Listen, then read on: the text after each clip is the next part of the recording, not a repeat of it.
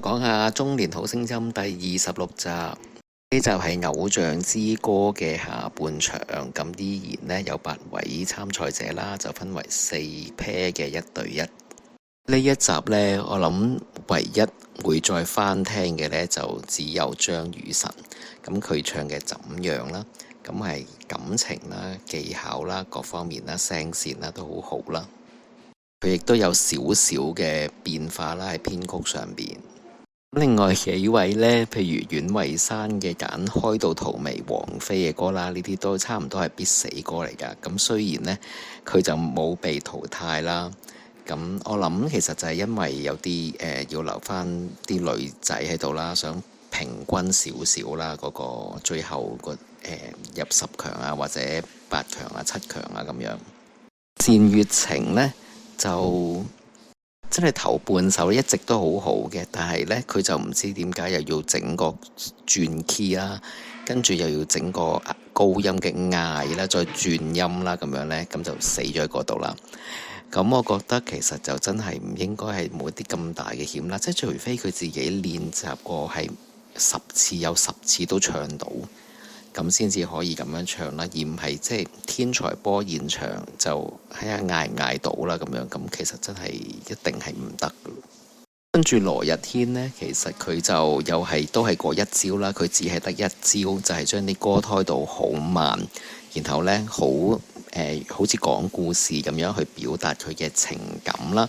咁因為佢實在太冇嘢 sell 啊，係啦，佢唔 sell 情，佢只可以 sell 情感啦。唔 sell 情感呢係冇嘢 sell，佢嘅動感完全0分啦。跟住音樂感、節奏感呢啲都差唔多係接近0分嘅。咁所以呢，其實佢冇嘢 sell，只可以 sell 情感。有就係連埋外形啊、美感啊，佢都係冇乜嘅。咁所以真係冇乜嘢好 sell。賽嘅初期呢，其實都係有啲期望嘅，都係會覺得佢會唔會係即係都係有啲唱功啊，唔錯啊咁樣樣啦。咁但係睇多幾集呢，就發覺真係唔係啦。咁劉洋唱用柔情嘅方法去唱呢隻我最親愛的呢，爭啲啦。佢嘅假聲又唔靚啦，好似唔到或者沙咗啦。跟住真聲就又太強太重啦。然後呢，佢即係隻歌係講話我最親愛好掛住呢個人啦，分開咗又掛住嘅一個人呢，佢去到咁爆呢，好似想戀嗰個人咁樣咯，唔係想愛佢啊、呵護佢啊，完全冇呢種我好掛念一個人啊，我要去問候佢啊、呵護佢啊咁樣樣。咁我覺得係太重、太強、太用力。佢其實就唔適合揀，即係佢可以揀一啲比較柔情嘅歌，上1-2首係 OK 嘅，即係唔係太強，唔係太爆，但係有啲柔情，少少柔情就得。但係呢一隻呢係太溫軟啦，咁尤其是係因為林憶蓮唱過，林憶蓮呢真係將佢每一句都係有設計嘅，點樣唱，點樣表達嗰個溫軟，點樣去送出佢嘅柔情，送出佢嘅關愛，係啲聲係送出嚟咯，而唔係呢爆出嚟咯。咁因為林憶蓮唱過呢，實在係太勁啦，佢係執到每一句都好有意思啦，每一句都佢嘅語氣呢都係用緊同嗰個歌詞係配合緊嘅歌詞，然後係用緊一啲唔同嘅語氣嚟到去唱咯，咁係好細緻，所以好難匹敵啊，相差太遠啦。咁趙俊成嘅玉蝴蝶呢就好怪嘅，其實嗱，我記得我上一條片同埋再上一條片呢都有講過呢，阿趙俊成呢，佢係有陣時呢就會唱咗一種卡通聲嘅，咁呢隻歌呢就完全係出晒嚟，即係嗰個有啲評判話好似以前唔係咁，但係其實佢一路都係咁。佢耐唔中有啲位呢就會出現咗一種好似卡通聲，好似唱緊 IQ 博士咁樣樣嘅嗰種聲嘅。咁如果喺呢隻歌裏邊呢，仲特別係個你字啊，佢個你字每一次唱個你字呢，佢都係咁樣唱嘅，都係卡通聲嘅。如果呢隻歌裏邊 cut 晒啲你字呢，就會冇咁明顯嘅。但係偏偏個你字呢，佢好似可能係講得唔係好正嘅廣東話嘅呢個你字呢，係最大嘅問題啊！一唱到個你字就會有嗰種卡通聲啦，咁而變咗前後嗰啲呢，都係會連帶又出現咗呢種卡通聲嘅聲音出嚟啦，所以呢，好古怪。咁聽完呢次呢，我都會覺得趙俊成都唔會走得幾遠咯。最後一 pair 嘅黃鄭俊仁對占士咧丁丁啦，咁黃鄭嘅 Take Me On， 咁呢，我都有因為都係認識咗佢啦，咁我都有同佢講，佢呢隻歌唱得好好嘅，現場都唱得好好，好好聽嘅。咁不過如果聽翻原裝版本呢，佢係原裝版本嗰個歌手呢係唱得相對係輕鬆嘅，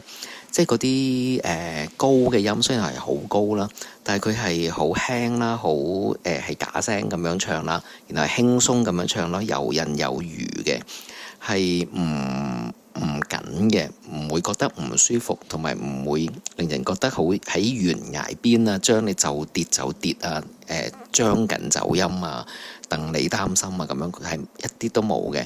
咁雖然都係錄音啦，咁但係佢嘅現場黃鄭呢係有呢種感覺嘅，即係會覺得佢係哇好驚佢會走音啊，幾時會爆咗啊，咁樣呢係令人擔心嘅。咁張佳添話佢唔刺耳，其實都係有少少嘅，不過我喺現場睇啦呢一集，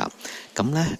其實現場嗰個音響呢係比以往咁多集都係好嘅，比起中一中二都係好嘅，我覺得好好嘅嗰個現場嘅音響呢，我一入到去呢，就哇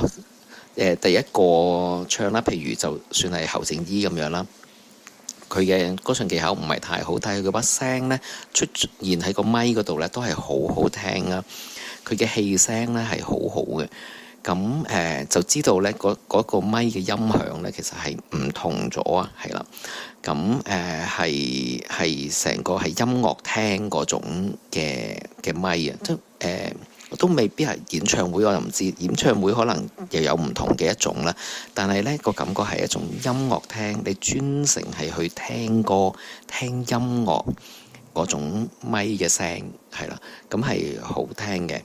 咁所以呢，都令到黃鄭嗰啲高音啊尖嘅假聲呢，都係比較悅耳咗啦。但另外呢，呢一個咪呢咁好嘅聲線，我唔知係咪每一個人都係一模一樣啦，嗰個 tune 嘅方法啦咁樣。但係呢，係喺空凳喺羅日軒嗰度呢，係完全發揮唔到嘅，係冇幫助到佢嗰個去deliver 佢嘅聲線啦，咁係相對比較硬啦、乾啊咁樣嘅聲嘅，就咁喺羅日軒嘅情況係完全聽到嘅，有啲位呢係唱唔到啊，臨尾好勉強啊，捱過咗啊嘅一個情況咯。咁而呢種咪聲呢，其實係會幫助到 cover 到好多噶嘛。咁但係呢，就對羅日軒就冇乜幫助啦。咁跟住占士丁丁呢嘅 You Raise Me Up 呢，我就會覺得呢隻歌因為太多人唱過啦，太多人唱得太好啦。咁而佢又冇好好咁把握到呢前邊低音部分呢，係可以投放好多感情啦，令人好感動啦。進入咗呢隻歌，然後同隻歌係一齊去講個歌詞嘅世界啊，即係多謝一個人去幫助佢啊咁樣，咁佢就冇好好運用到前邊低音嘅部分啦。後邊chorus 高音嘅部分呢，就唱得好好嘅，咁但係因為都實在太多人都唱得好啦，即係嗰啲嗌啊、高潮啊咁樣嘅嗰啲位啦，咁同埋即係就算喺中三裏邊呢，要唱到咁爆、咁澎湃嘅人都唔少咯，咁所以呢，就唔會覺得佢好特別啊。好啦，跟住呢，當日嘅現場嘅時候呢，就見到呢中一中二嘅生呢都翻晒嚟，應該都係拍緊一啲呢宣傳啦。咁呢，就知道下一次呢，就係中一中二同佢哋合唱啊，咁好期待啊！咁我哋下次再見，拜拜。